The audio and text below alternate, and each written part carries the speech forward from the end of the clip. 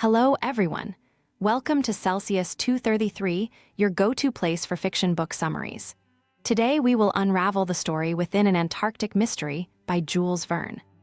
An Antarctic Mystery, also known as The Sphinx of the Ice Fields, was written by Jules Verne and published in 1897. It is both a sequel to Edgar Allan Poe's The Narrative of Arthur Gordon Pym and a standalone novel. The story follows a journey through the Antarctic seas, as the protagonist, Jeorling, embarks on an expedition aboard the schooner Halbrane, led by Captain Len Guy.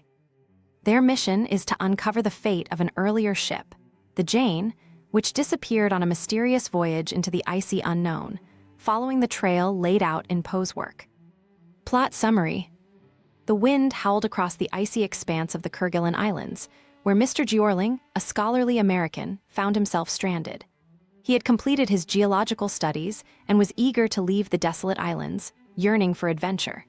His chance came when the Halbrane, a sturdy schooner commanded by the enigmatic Captain Len Guy, anchored at Christmas Harbor.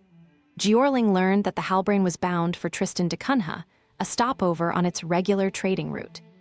However, fate had something far more mysterious in store.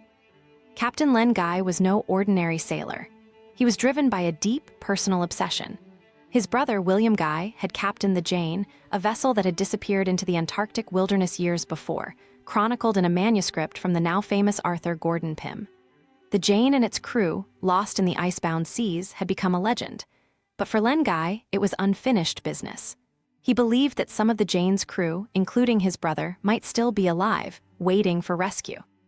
When Jeorling expressed interest in the voyage, Guy hesitated but eventually agreed to take him aboard.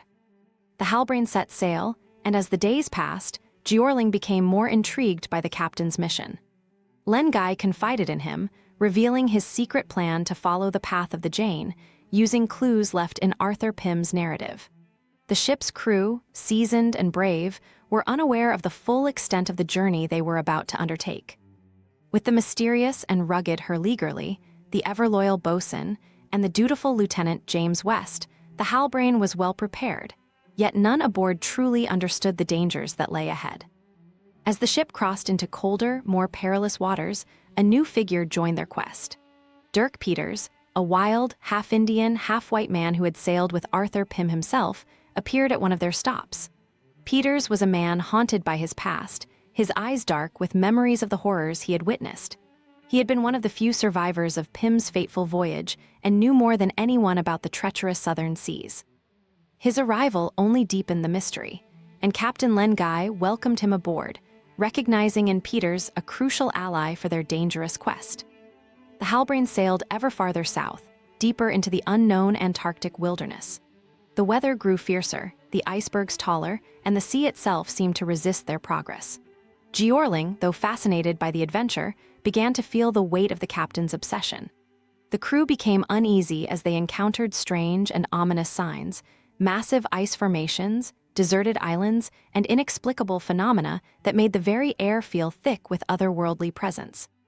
Amidst the icy desolation, they discovered remnants of the Jane, a heartbreaking confirmation of the tragedy that had befallen Captain Len Guy's brother. But the captain, fueled by a burning hope, pressed onward. He refused to believe that all was lost, that his brother had perished in these frozen wastes. Guided by fragments of information from Pym's tale and Dirk Peters' memories, they ventured into even more treacherous territories, determined to uncover the fate of the Jane. As the ship continued south, the Antarctic landscape became increasingly surreal and inhospitable. Icebergs loomed like ghostly mountains, and strange, unexplained noises echoed across the empty seas. The crew, hardened though they were, began to fear they had sailed beyond the limits of the world. The eerie isolation took its toll on their minds, and whispers of mutiny began to circulate.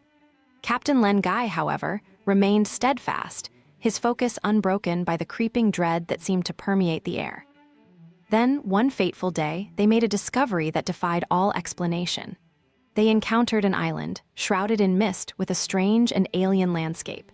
It was here that they finally uncovered the last clues to the fate of the Jane and its crew. There were survivors, as Len Guy had hoped, but their fate was not one of simple abandonment or hardship. The island held secrets, terrifying, almost supernatural forces that had ensnared the lost crew.